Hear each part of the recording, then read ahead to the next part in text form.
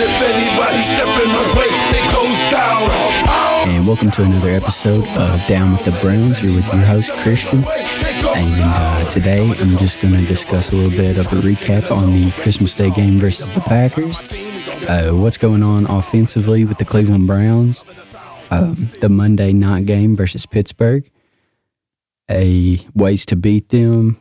How we make the playoffs. And what is up with the quarterback. All right, so I'm just going to dig in a little bit on the game on Sunday. And what was going on offensively, we ran the ball all over them. We had 219 yards rushing and a touchdown. It just pains me to say it, but that game was on Baker. 4 interceptions, 21 points coming off 3 of them, and then the crucial one at the end of the game where Donovan Peoples-Jones was getting held.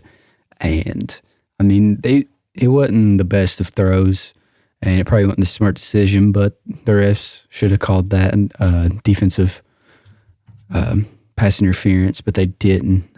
Even though Jarvis was probably right over in the middle, but the same distance as DPJ, and he was wide open. But still, nonetheless, we can't get that game back. We still lost. We continued with one of the best teams in the league. It's just kind of sickening to hear about moral victories nowadays when we should be Super Bowl contenders. That's how I think. But we did get to see some bright spots in the offense. Nick Chubb shine like he always does. Then we also got to see the first touchdown by our rookie, third-round pick, Anthony Schwartz out of Auburn. It's good to see him finally get that tutty. And then it wasn't the Christmas miracle we were hoping for. It was just hard to watch, honestly, just watching Baker kind of struggle with all the picks. But even it's just been kind of painful to watch Baker play this year. I know he's dealing with an injury, but there's still more to be expected out of him. He's got to be better. It don't matter if his labrum's torn and he's got the shoulder problem. That doesn't affect his decision making, and he's throwing it into very covered situations and a lot of double covered, like the 2 DPJ picks that were targeted for DPJ. They were both in double coverage. And if you look on that first interception he threw, Jarvis was wide open again. And he wasn't wide open. He was burning whoever was guarding him. I can't remember the corner, the safety that was guarding him, but he had him burnt pretty good. But that's one thing Baker could probably grow from going into this Monday night game against the Pittsburgh Squealers. And right now, the Browns are actually 3.5 favorites to win this game against the Pittsburgh Steelers in Pittsburgh. And it looks like we're getting a lot of our boys back from COVID.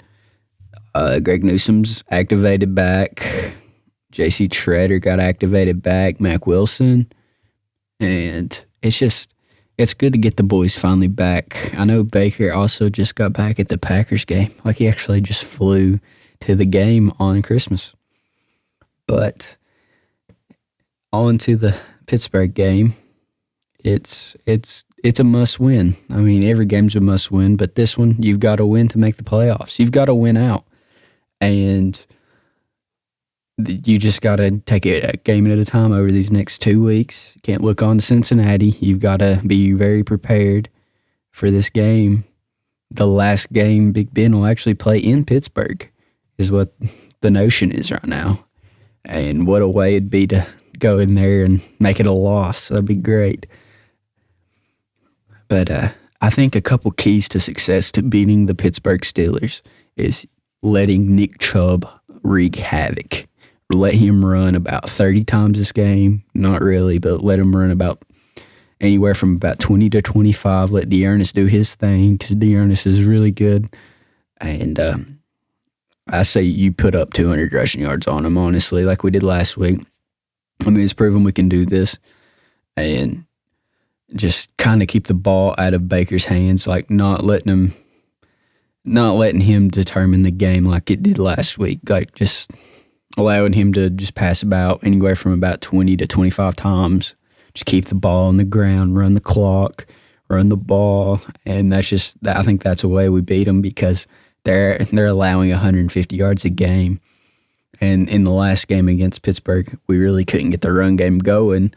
But I believe that Nick Chubb has finally got his swagger back, and I think he's going to go off. Nick Chubb, this will probably be a Nick Chubb game that we talk about, probably a couple tutties, about 150 yards rushing. And on the season, I don't see him not surpassing the 1,300-yard mark. And it's just, he's a dog. You got to let the dog eat, you know? And I think that Miles is going to wreak havoc on the O-line, that struggling O-line for the Pittsburgh Steelers.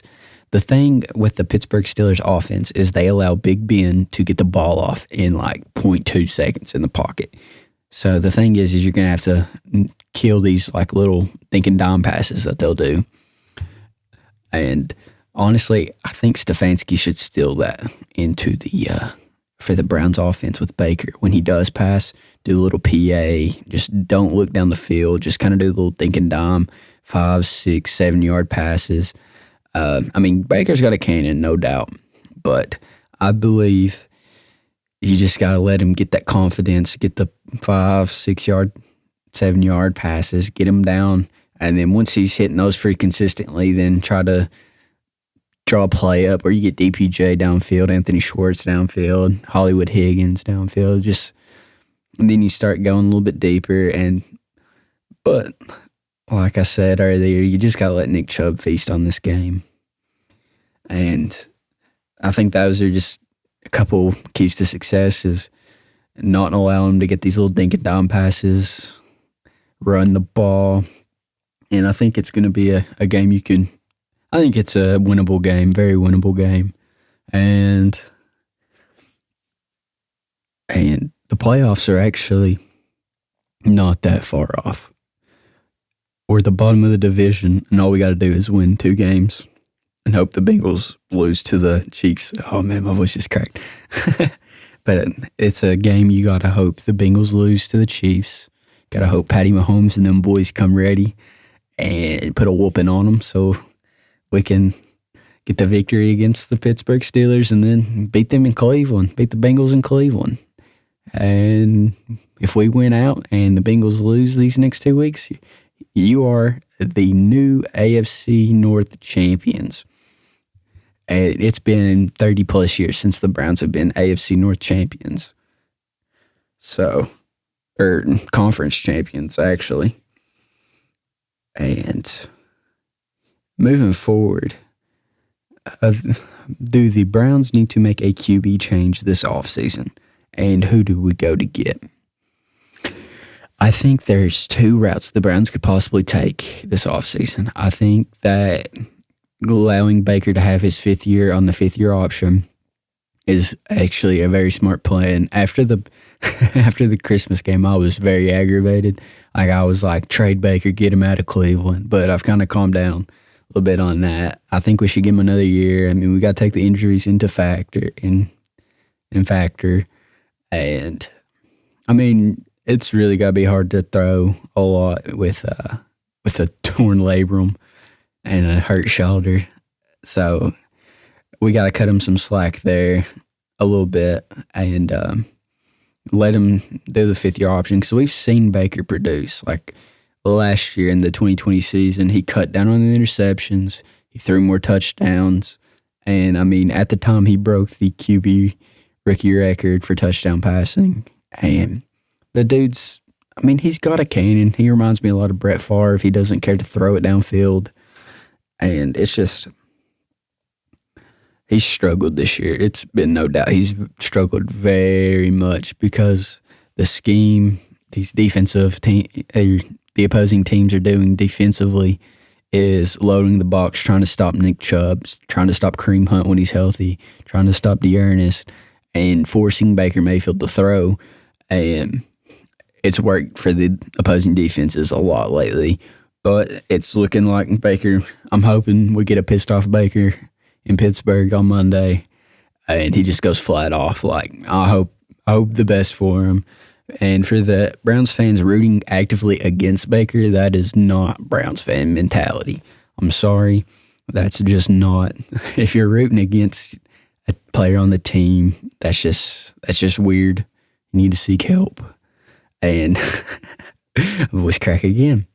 But yeah, you gotta seek help if you're rooting against a player on your team. There's a difference between being judgmental and pointing out the lack of just being aware and putting stats up and producing for the team, putting up a win, helping the team get a win, and actively rooting against them. There's a total difference in that. But yeah, I hope Baker gets it rolling. Like, I'd rather eat my words on him. I'd rather him prove us all wrong, actually, because I just I've not got a lot of faith in him lately, just because of the turnovers and just missed throws and all that. And he's taking sacks when he doesn't need to, and he's holding the ball too long. But you've just got to get Baker going, let him do his thing next year. And if he continues to struggle, then you move on from him. And that'd be that. But if the Browns do move on from Baker this year, the hot names on the radar, according to Browns Twitter, are Aaron Rodgers, which I do not think he will finish his career out in Cleveland. I don't think he wants to come to Cleveland. I don't think he wants to leave Green Bay because he's played there his whole career. Another name is Russell Wilson, which he just put out his destinations, 3 teams he would waive his no-trade clause for, and Cleveland was not one of them. And the one I think is the most realistic name to land in Cleveland if we do move on from Baker is Derek Carr. I really like Derek Carr. I like what he stands for. I like the way he leads his team. He's not going to put up the best stats. I think he's a top 12 quarterback in the league, top 10 maybe.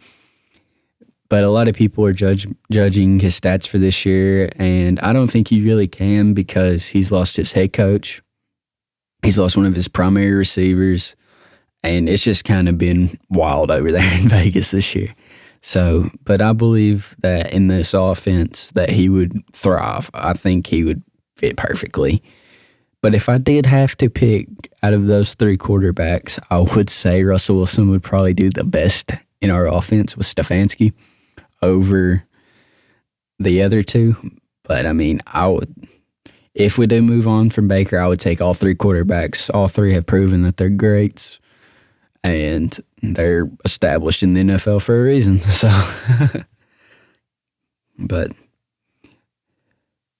and moving on, I wrote this down in my notes as well, that what are 3 things that the Browns should address this offseason via the draft and via free agency? I believe 3 positions that you've got to address.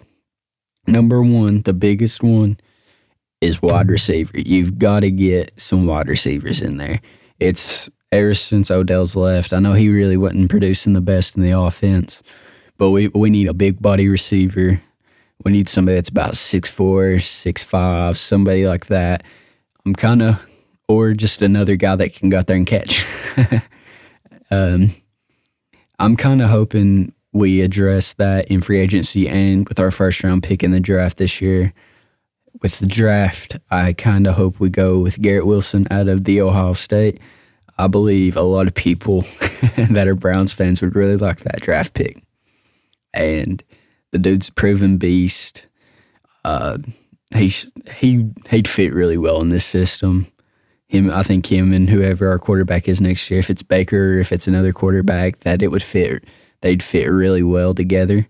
And he's a dog. He's a dog. And via free agency, I believe the Browns should look into Michael Gallup from the Cowboys. I know he's not that 6'3", 6'4" guy, but he's probably going to hit the market. He played in the Cowboys. He's done really good with Dak, which they had that high-powered offense there in Dallas. But, I mean, I think he'd be a star here in Cleveland. Him and Baker, or him and whoever the quarterback is. And then another receiver I think that we should go after, and this is probably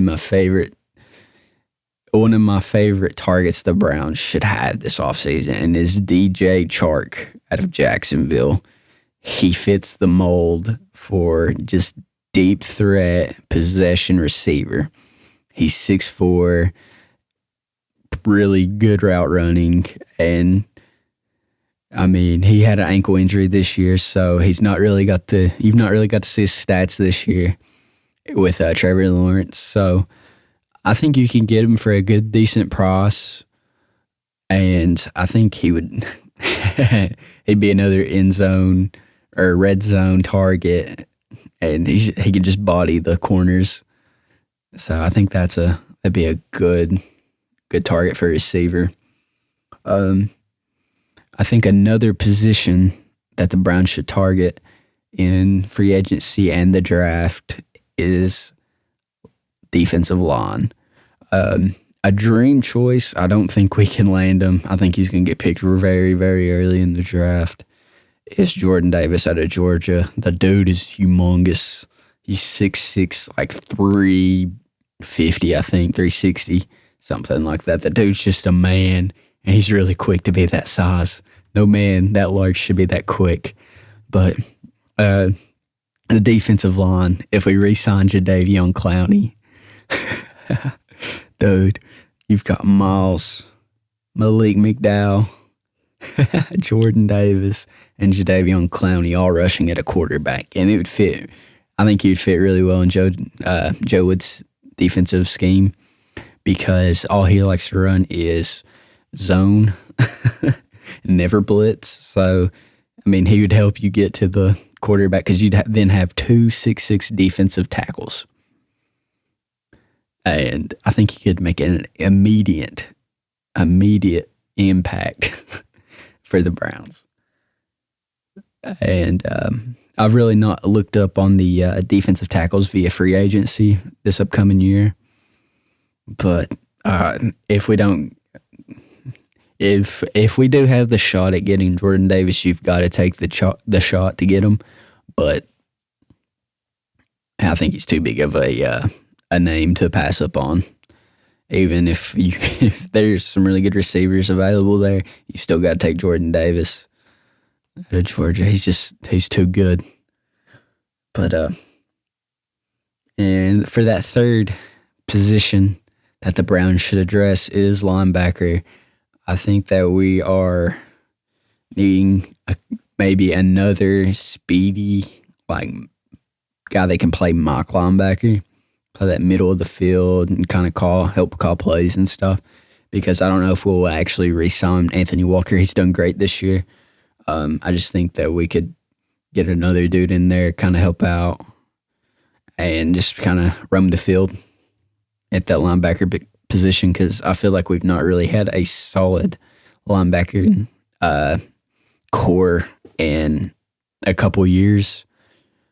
And I think with the emergence of JOK, I think if you get another stud linebacker in there with him and Jacob Phillips, I think that you could have a really nice linebacking core right there. But other than that, I think those are your top three. I mean, there's some other holes that you'll have to fill and just kind of depth pieces here and there. But other than that, I think those are your top. And as of right now, the Browns do have the 15th pick. This is like after all the losses and wins from last week. But with a win this week, that's obviously going to get higher or lower from the first pick of the draft. You're going to get a lower pick or a higher number pick. And if you win the AFC North, you're going to be in the 20s. So it's kind of you want to make the playoffs, but if the Bengals beat the Chiefs, you've got to reevaluate, I believe. But I mean, I'm tired of the loser mentality in Cleveland. But you may have to have that thought in just the back of your head. Like, do I really need to risk my guys getting further injured and causing a more major injury? But I still believe that the Chiefs are going to beat the Bengals, and I think we're going to make the playoffs this year. I think we're going to win out. I think Baker's going to get that fire under him, and we're going to make the playoffs. And I wrote down in my notes for just a topic to talk about, and it is who are some former Browns players that I would bring back from their prime and put them on this team that we got currently, and on each side of the ball. And on the offensive side, I love Jedrick Wills. Don't get me wrong. I think he is a stud. He is from my home state, Kentucky, and he's filled the spot really well. He's really what we needed at that left tackle position. But I would bring back Joe Thomas for the offensive side of the ball, and for the defensive side of the ball, I'm bringing the legendary linebacker, the current Cleveland Browns sack leader all time, and Clay Matthews. I mean, the dude was a tank. He was nasty. From all the highlights I've watched of him, and from hearing my father and just other older Browns players that actually got to watch him play, this dude was just a menace on the field. And he was just a dog in the early days of the dog pound, you know? So those are the two players I think that I would bring back for the Browns. And yeah, I think this is going to conclude the episode of Down with the Browns. And I hope you guys enjoy it. I hope you guys have a Happy New Year, because this is the last episode of the year. So the next episode you guys are here will be 2022. Well, y'all enjoy. Go Browns. Time of the go, ready to roll. See us, we coming, we taking the go.